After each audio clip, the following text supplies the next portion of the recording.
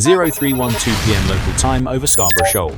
A Philippine patrol plane holds a steady track above open water when a Chinese Navy helicopter slides into frame not nearby, but within about 10 feet 3 meters. Close enough that rotor wash becomes a threat, close enough that one small correction could turn into a mid-air collision. The Filipino pilot keys the radio voice tight. "You are flying too close. You are very dangerous." But the helicopter doesn't peel away. It paces the aircraft through a tense standoff, a pressure move delivered in silence and proximity, an escalation without a missile, without a shot, without a headline-making explosion. So here's the real question. When warning off becomes a physical maneuver, how far is the next step from an accident to a crisis? Scarborough Shoal isn't a dot on a map. It's a choke point of psychology, law, and precedent, an atoll-like ring of reefs and shallow water on the edge of the South China Sea, where every radar ping and radio call becomes a political statement. For Manila, the stakes are practical. Before their symbolic fisheries patrol, credibility, and the right to operate aircraft and ships without asking permission in waters it treats as its own lawful maritime space. The Philippine side leans on the 2016 arbitral ruling in The Hague, which rejected key parts of China's sweeping maritime claims, and on the broader UNCLOS framework that separates resource rights in the EEZ from freedoms of navigation and overflight. For Beijing, Scarborough is the opposite, a sovereignty pressure point. China asserts control by normalizing presence Coast Guard hulls, maritime militia patterns, and increasingly air encounters that test how far a patrol will bend before it breaks. When China says an aircraft intruded and must be driven away, that language isn't just rhetoric. It's an attempt to set a new default. That's why an aerial warning near Scarborough is never only about safety, it's about rewriting behavior. The Philippine patrol plane is there to document and persist, often with cameras on board, sometimes even with media, to make the encounter public and deny plausible deniability. Then the escalation risk spikes. One rotorcraft pulls too close, one pilot refuses to yield, one side files protests, while the other doubles down, and suddenly the dispute isn't just over reefs, it's over who gets to set the rules in real time. If neither side wants a war, why do they keep rehearsing the first 30 seconds of one? Again and again at knife-edge distance. The cabin lights are dimmed on purpose. Not for drama, because glare kills detail on a camera monitor. Inside the Philippine patrol plane, the crew runs the mission the way you run evidence. Headings logged, timestamps called out, lenses checked, audio rolling. One operator keeps a stabilized camera, trained on the horizon line. Another watches the aircraft's instruments and the sea below for surface contacts. The pilot's job is simple and exhausting. Hold a predictable flight path so nobody can claim you turned into them, and keep enough altitude and separation to avoid wake turbulence from anything that wanders too close. They're not hunting a target, they're proving presence. That's why the radio script matters. Short, clear, recorded. When the helicopter closes, the pilot doesn't improvise, he documents. Too close, dangerous, maintain distance. If the footage goes public later, the words have to match the geometry. Now flip the camera.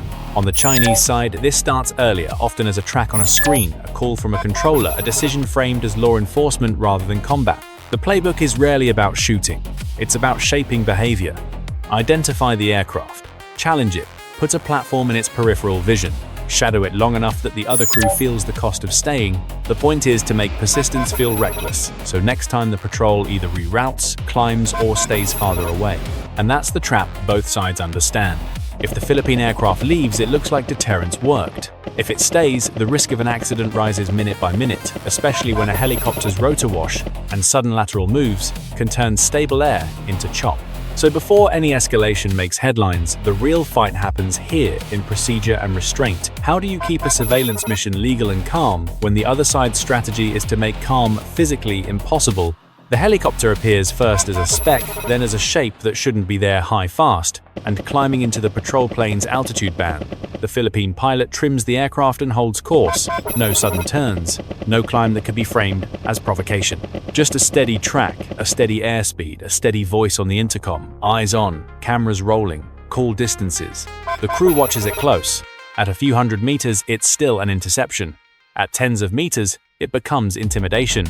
The rotor disc grows in the window, the fuselage sliding laterally as if measuring the patrol plane's reaction time. The pilot's hands don't change, only his breathing does. If he jerks the yoke, the aircraft's wing can drift. If he freezes, the helicopter can walk closer.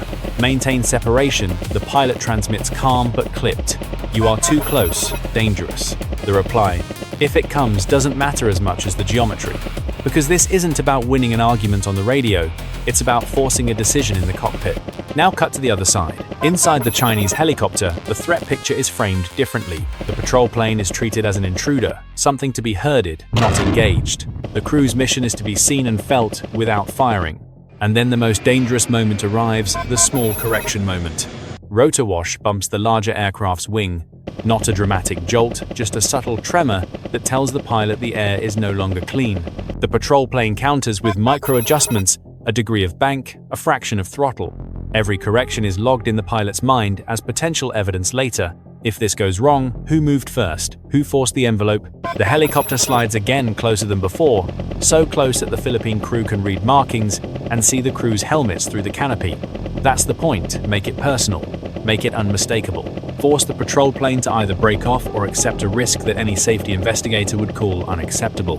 The Philippine aircraft doesn't turn away, it keeps recording. That's when escalation stops being a headline word and becomes a physics problem. Two crews, two narratives, one shared piece of sky, and no margin for ego. Because if you can't win control of the airspace with law or diplomacy in that moment, what do you use? Endurance, intimidation, or an accident that changes policy overnight? The moment the aircraft lands, the battlefield shifts away from wings and rotor wash into statements, timestamps, and whose version of reckless becomes the international default. On the Philippine side, the response is built like a case file. Flight logs, video frames showing separation, radio audio where the pilot warns the helicopter it is too close and very dangerous. The language is chosen carefully. This is not just a complaint, it's a safety incident that implies coercion. The goal is to lock in two ideas at once. First, that the mission was legitimate. Second, that the intercept crossed from shadowing into unsafe maneuver. From the US and other partners, the wording tends to be broader but sharper, condemn dangerous or unsafe actions, emphasize freedom of navigation and overflight, and warn against coercion that could trigger miscalculation. It's diplomacy with guardrails, trying to raise the political cost of risky intercepts without turning the incident into a direct military confrontation. China's counter is equally predictable and equally important. It frames the Philippine aircraft as having intruded and portrays the helicopter's actions as lawful warning and expulsion defensive controlled, justified. The message is for two audiences, domestic legitimacy and international ambiguity. If Beijing can make this look like routine law enforcement, it normalizes the behavior for next time. And that's the real defensive cycle. Each side is trying to defend not only airspace but the narrative that governs future airspace. Video becomes deterrence, statements become rules. Protest notes become warning shots in slow motion. So the question isn't whether this incident ends, it's whether it teaches either side the wrong lesson, that flying closer works because the other side eventually blinks.